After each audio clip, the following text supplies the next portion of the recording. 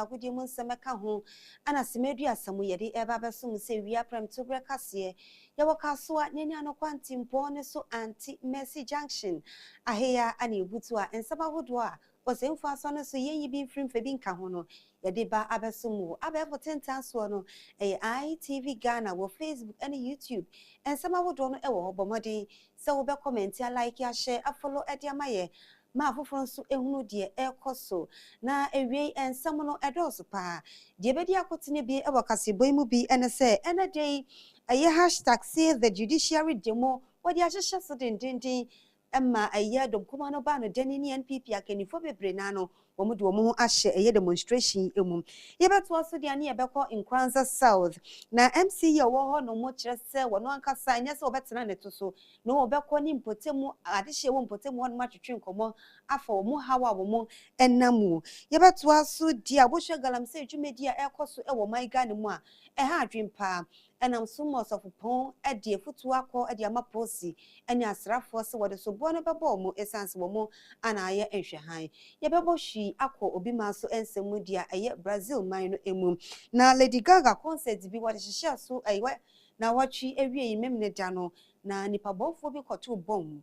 na me ayadum ama eye Brazil aposifo etwitwaye echi eye oba no won performe e wo concert no ase de nam so asa dwumedi ananse nipa bonfo yi wo sori waka na yedimu nchirimu ebeba abedan mo wei ene afoforo binum ane de ba besumu me ma chepine be de nsema hodo ba besumu edi awobo a mechesiwo eye achiwa pinamai ye na ye hombra ye ba ye be do nsem ni ninamu asukọ edi amamo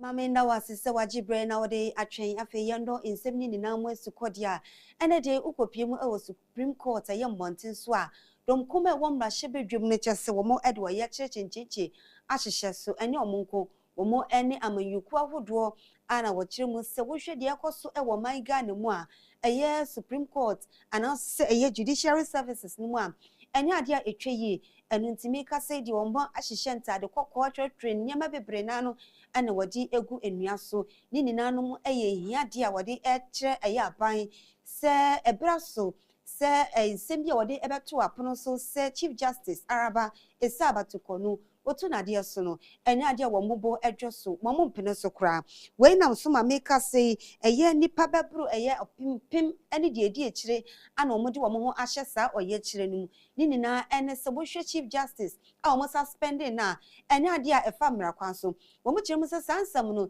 ebisi ya chepa eye omampeni dada nkroma na penso ana ebita siye na so hwe aban awodo a abebu oman ga ne mu a obi anya bibisa na wo hwe omampeni His Excellency John Dramani Mahama wone na aban a akoba ne Chief Justice na ne huye omo hidada ana ompese omutu na de so omu wi a enya asempapa bia na omde beba abonten asem omde beba ene se enya ade ombetumi ene no aye adwuma na so betumi aye adwuma e wa aban mu ene omuchemu se oman Ghana ye wo kabi mami nke bia mamuo akoba ne se omampeni etise ejina ya na chese watoto oman Ghana ye kabi mami nke bia mamu asekra enu nto omu chire mu se enya ade ombepene so da bika sei empenifo awodo omo ewo mmahye bedwuma omu di NPP amayoko nanim womo ade omani monyam akwa echi se Ghana fo ebe kaya wo forisi obosumi da na etoso eduasa no mu ena ye minority chief whip ono akasa nso eye mmahye bedwani ewo nsawoma do agi mpeswa so eye onmonyamfo Mr Frank anodompre wadi tu dwa kire mu se we enye NPP amanyoko nko a Ghana fo wo mu enhyem se de beya sa demonstration omu yi aban na so ebete na omu kire mu se koba ne se obi bia sori waka na se wo mu ede wo mu ho ebefa mo ma wo mu di demonstration hihye so a se de omadi ahyehye so yi ebeboa omo hia de anase se de hia Ghana fo no wo be tu aban anim a aban ebeji atum enu nti Chief Justice eye Gertrude Araba Esabatukonu a omampeni His Excellency John Dramani Mahama what just say what na sen no ene ade omopene so da nu nti nanam so a wode se oye kire ahyehye so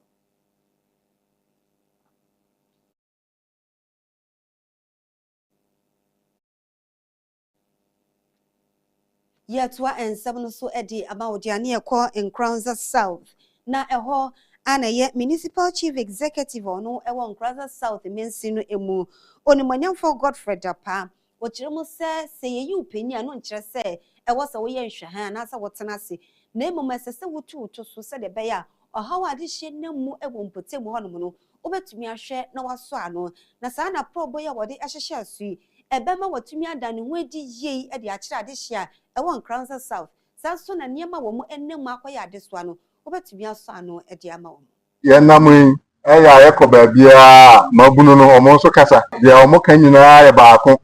omo pa adwuma aye na ya ye krado se ye mpuntu dwuma no na ye hwe mabunu no so asetenem ama omo so anya bibi aye dem penkura ba wie school they kita certificate say senior high say tertiary institutions bia certificate na be mare sanka se be ya nana sa adwuma bi bamputukuru na ye pese ya chiche mankuro ha ye be hu se bonsu so omonkura nkrata ewe ye ho na me nkasa enchere medam ase biem na masre nyame nshira e de amamo na minim se mo mpaibo ene nyame tumenti ye be ya adwuma no na ya ye ni ye e de asomo nyame nshira mo nyina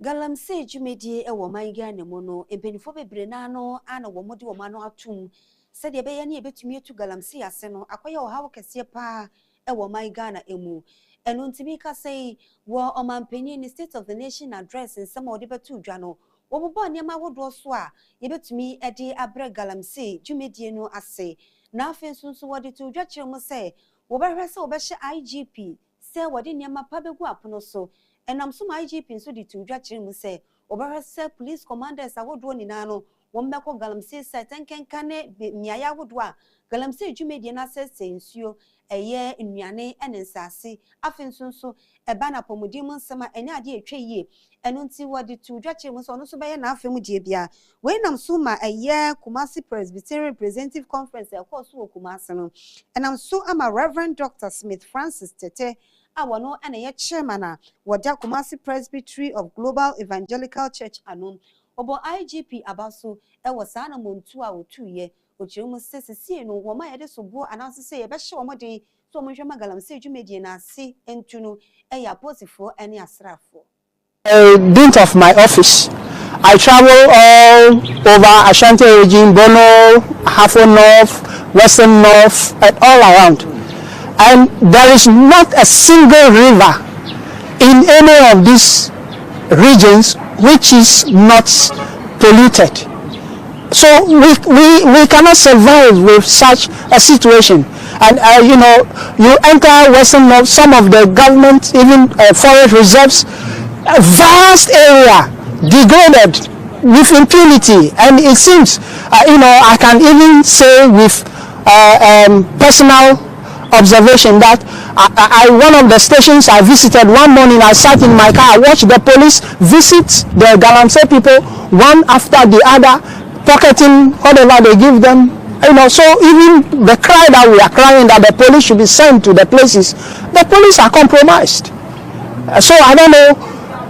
how government can help us. The police, the military, and our security services are supposed to be the agencies that we use to stop this, but they seem to be compromised. Their loyalty to Ghana is in question. If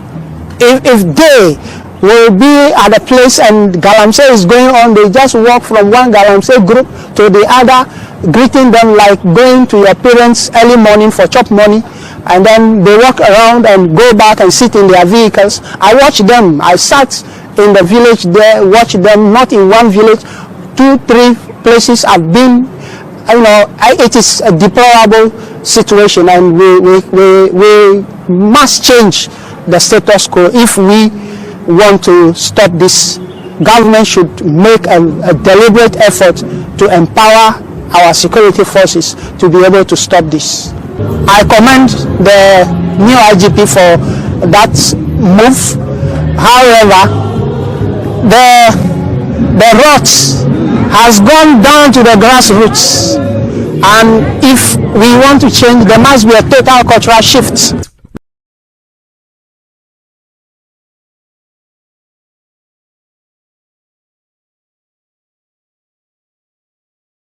Yatwa ensem no so edi amao na ekuo bi a womo free Ghana Registered Nurses and Midwives Association a womo ewo menti video atoye mantem kiremu se womo bo endwo so womo nsem nyina ena se wo hwe ensase bia na nka wonsa esese wonsa tumi eka free eye private estate developer K Zori Properties bebe sabri womo tue sika eba ne nkrata sem ene adenum a was na wadi wonsa ase emma wo mena so bepim sa abre mu no wonsa entumi enkaye eno enam so amakasama wo no eda ekoi anom eye Dawood Habib bre wadi ensam etudwane sei ene wo kiremu. As the years went by, members became skeptical and suspicious and began asking questions which were either ignored or met with unpleasant responses from the Upper West leadership. In May 2024, we, the members who were affected, decided to come together to see what we can do as a group to get what is duly ours. In that meeting, all parties concerned were heard, and at the end of which it was clearly established that the affected nurses have a genuine case and a cause to complain. In the end, K Zori assured all that by the end of February 2025, all GRNM members who have fully paid for their allowance at the nurses' court will receive their allowance and accompanying documents. Today is April 19th, and nothing has happened so far. We have not been communicated to as to why they could not meet their own deadline. It is important to clearly state that this attitude of flouting deadlines and keeping quiet thereafter is very typical of the Upper West leadership of the GRNMA and K Zori Properties Limited. It is also important to note that some of these lands were paid for over 4 years ago and others about 3 years ago and still counting. While this group is prepared to explore all available avenues to meet our demands, we hereby give the leadership of the Upper West leadership of the GRNMA and K Zori a 2-week ultimatum with the date of this press release as reference to meet our demands. As a group, we see this as a threat to our welfare and will not leave any stone unturned to ensure that our demands are met. Yantu ansam no so emfa emauna eye mewa wono ewo kumasi eye Richard Ofori Achiman awade atodwa chiremu se ene day make say woma womo enyemesisi akwan ho woma womo so tos esisi miaya wodo a ensese wodi esi ene wo chiremu se sa emiaye nyina no se obi a na ade esi kwan ho a ensese wodi si no womo ye free ho afenso de ne dan so si kwan ho anase se biaye esese nanka wosi ne dan no entwe ye no wo mehwe se wo medwiri sa dan ne nyina adi efri ho no mo okyerem se dwumedi ebetumi aboa na akwan adeda miaya wodo esanse uko aye kumasi dwaso ene miaya wodo a se de nipa abodompem wo ho no mo na ebinum kura nya bebi mfa wo mo nan po ensi esanse bebre na no ana mo agye kwan na aboso okyerem se enye se wo mo fiti prekope ana wo mo de se dwumedi ehihye so ne na womo edi notice emma sankofo nyina se na dey womo ehya ase enti ene womo mpe baby emfa na wohwe mo nso a okyeremu se baby a womo de omani akire ye pa no eye ketia runabout aye nyina ye nim se eye otumfo runabout afinso eye adehima mpotem enkanka miaya eben kumasi zoo no bebre na no masisi adan agye kwan na boso womo tonto womo niam ne adenum entwa yi enti ene dey die omani abre pa ye se sankofo ni nyina no wo mepam wo nyina efri ho no mo wa ya ma notice bepin sabre woni wo dan na se wo mpe bebi mfa wo tim fa ye no ene dan no wani mra ho so no na jese wo modwiri ni nyina edi egu misagima nkyeremo sa assembly na ya krado so mbehwe ama eniema esese mo digu apono so no wo mahwe aye ni ye eno nto mo hwe emma obi metete mo fa hodie so se de wo mo empeso metete nkofo fa hodie so mo di notice emma wo mo no sa pepepe no mpeso omudi omudwumedie o my Ghana ne yewo mu yakoba ne se wo ye bibia no wayi obi asutre se de be nipa ko no betumi ada no ho so eno nti okyem se dwumadi a wode ahyehye su enya se boapayo bi na emom omama sankofo ni na notice se bebia woni mesin se ohwe na se dwe ye yifri ho no mo wosi wodan na se wohwe na bia ye dan ni sin ntwe ye yifri ho no mo sankofo na wa mo nkrata kire se eda sei ana omudi di dwumadi nti yakoba ne se omu bu nnuegu o masom dia na ne ye o mankasa asem nti ne de oduru kuma se ne nimpotema hodo de a enkofo o mo ne mesisi akwan wa entwe yie die bebre na esugu o mo yem nanso eyem ayo kire se nya de a obefi o mo sanse wodi nkan abo mo nkai